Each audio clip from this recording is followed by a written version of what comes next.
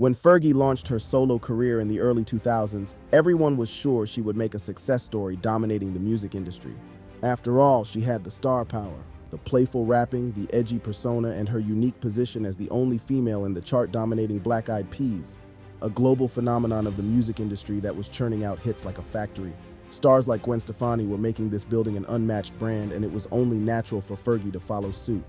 And so when I joined the group, there was a lot of people saying, like, who's this girl ruining the Black Eyed Peas? She's horrible. And it was, for me, it was such a beautiful thing to join the Black Eyed Peas, finally getting to be around hip hop. And follow she did, with a bang. In 2006, Fergie dropped The Duchess, her debut solo album produced by her close collaborator and Black Eyed Peas bandmate will.i.am.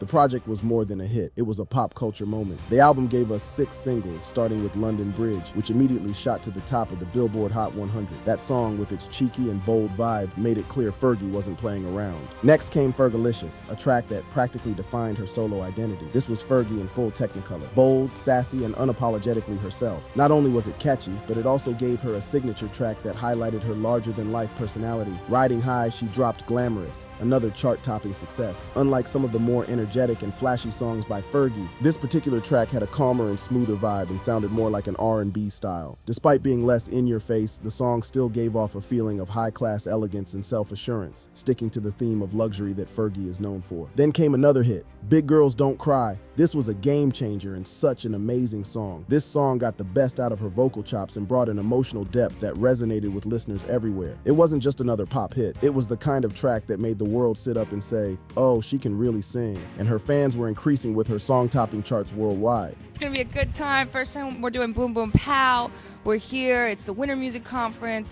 Every hotel feels like a club right now. We can't even explain this to you. You go everywhere. The album's final singles, Clumsy and Finally, kept the momentum going, ensuring The Duchess stayed relevant on the charts long after its release.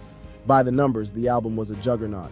Over 6 million copies sold worldwide and 5 singles selling more than 2 million each. Fergie became the first female artist to land 3 #1 hits from one album since Christina Aguilera's Stripped. It was an incredible feat. At her peak, Fergie was untouchable. But her chart-topping success made her career more challenging, and she started facing inevitable comparisons. Fans and critics couldn't help but stack Fergie against 2 of her biggest contemporaries, Gwen Stefani and Nelly Furtado. Gwen was the one whose solo debut performances like Love, Angel, Music, Baby had already set the gold standard for pop stars breaking out from their groups. Gwen was an expert at producing a playful edge in her music, making it a massive hit. Meanwhile, Nelly's Loose was also dominating the charts by blending sultry R&B and pop in a way that felt groundbreaking. But their comparison created the next thing that she had never expected, the feud. Rumors fully spread of a feud between Fergie and Nelly, and it was fueled by lyrics and music videos. Some speculated that Fergalicious echoed the vibe of Nelly's Promiscuous, with Fergie's cheeky lyric, I ain't promiscuous, making things even more complex between the 2 stars. Nelly seemed to respond with Give It To Me, a track that many saw as a swipe at Fergie's sound. And then there was Gwen Stefani. Critics couldn't ignore the similarities between The Duchess and Gwen's LAMB. Tracks like London Bridge and Glamorous drew parallels to Gwen's Hollaback Girl and Luxurious, both sonically and thematically, let alone things related to music. Even Fergie's bold fashion choices were getting compared to Gwen's Harajuku-inspired looks. But Fergie wiped it all out and dismissed the discussion, labeling it as ridiculous, and insisted that her music was authentic to her and her Black Eyed Peas roots. Despite all the controversies belittling her, Fergie proved she was an icon in the musical world and produced the next sensation, The Duchess. It wasn't just an album, it was a moment that fused pop, hip-hop, and R&B in a way that felt both fun and edgy. It proved Fergie's unique ability to switch from playful raps to emotional ballads. At that point, she seemed unstoppable, but the music world would soon witness that even meteoric rises can face unexpected barriers that can ruin the career. She does have the MILF Money song. She's totally... What about Gwen Stefani or her? What do you think? Oh, That's fuck. a good one. That's good because I'll take anything. What do you like? Blondes or brunettes? I do love Gwen Stefani. Even with all the comparisons, Fergie held her own. She demonstrated her confidence, charisma, and knack for creating hits and kept rising in her career. But instead of building on the momentum of her solo debut, she shifted back to the Black Eyed Peas. The group released the END in 2009, delivering massive global hits like Boom Boom Pow and I Got a Feeling. It seemed like Fergie didn't need a solo follow-up to stay relevant. She was still thriving with her group. When Fergie eventually stepped away from the Peas to work on her second solo album, the music scene had changed. Double Duchess, her long-awaited sophomore effort, suffered from delays as Fergie took time off to focus on motherhood. It was a noble decision, but one that slowed her career momentum. To build buzz for the album, she dropped singles like LA Love and MILF Dollar. While MILF Dollar went viral thanks to its cheeky video, neither track performed as per expectation. On top of that, Fergie parted ways with her label and launched her own imprint, which gave her creative freedom but made promotion more challenging. By the time Double Duchess dropped in 2017, it was clear the magic of her debut wasn't easy to replicate. The album debuted outside the Billboard Top 10 and sold just over 20,000 copies in its first week.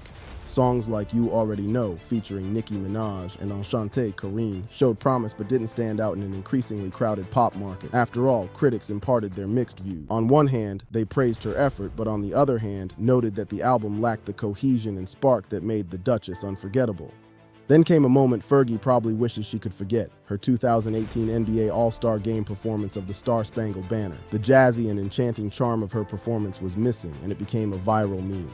It made the revival of her solo career even more challenging.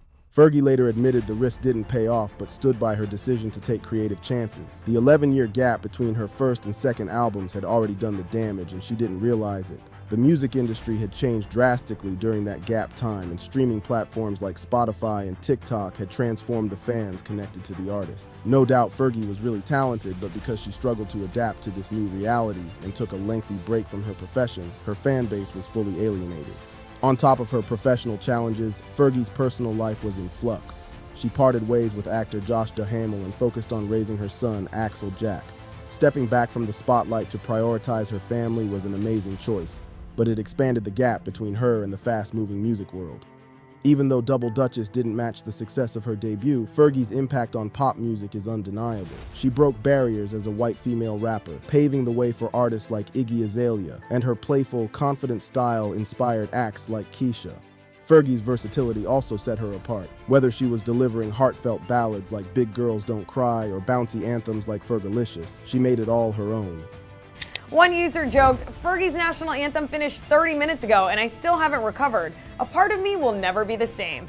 While another wondered if Fergie tried to, quote, Marilyn Monroe this. Today, Fergie seems content staying out of the limelight, focusing on family and living life at her own pace. While she hasn't made a major musical comeback, her contributions to pop and hip-hop are lasting. From her Black Eyed Peas days to her solo ventures, she left a mark that few can match. Fergie may not have had the long-running solo career many expected, but she didn't need to. She did things her way, unapologetically and with style, and that's why she'll always be a pop icon. What do you think about the short music career of Fergie?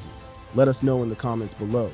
Don't forget to subscribe for more videos on the lives of celebs who struggled along the way.